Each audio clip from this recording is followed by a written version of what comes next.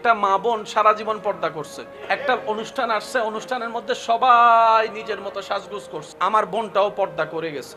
এবার শয়তান চাচ্ছে এতগুলা জাহান্নামী হয়েছে, একজন কেন জান্নাতি? আমি শয়তানের তো এটা সহ্য হয় না। এবার শয়তান প্রথমে ভিতর থেকে গুতাচ্ছে, 10 জনে মেকআপ করছে, কি সুন্দর লাগতেছে, তুমি পর্দা একটা দিয়ে রাখছো, মানুষ তোমাকে গাইয়া বলবে, এগুলো ঠিক না। ভিতরে ভিতরে শয়তানে গুতাচ্ছে, আরে কোনো দরকার নাই।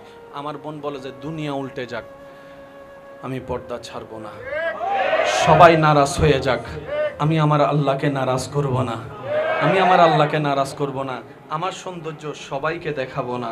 যার জন্য হক রেখেছেন আমার আল্লাহ, আমি তার জন্য আমার সৌন্দর্যকে আমানত করে রাখতে চাই, আমানত করে রাখতে চাই।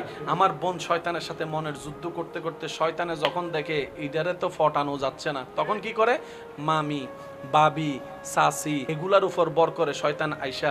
তখন বাবি এসে বলে, একটা দিন পর্দা না করলে কি হয়েছে, সবাই তো করতে যায়, আমরাও তো বোরকা পরি, আজকে তো আমরা পরি নাই। এইভাবে যখন বলে, আমার বোনটা বলে যে বাবি বলছে, এখন কথাটা না রাখলে বাবি তো মন খারাপ করবে, মামি তো মন খারাপ করবে, চাচি তো মন খারাপ করবে, বোন তো মন খারাপ করবে। আমার বোনে বুঝতে পারে নাই এটা বাবির কথা ছিল না, বাবিকে দিয়ে মিস্টার শয়তানে বলিয়েছে।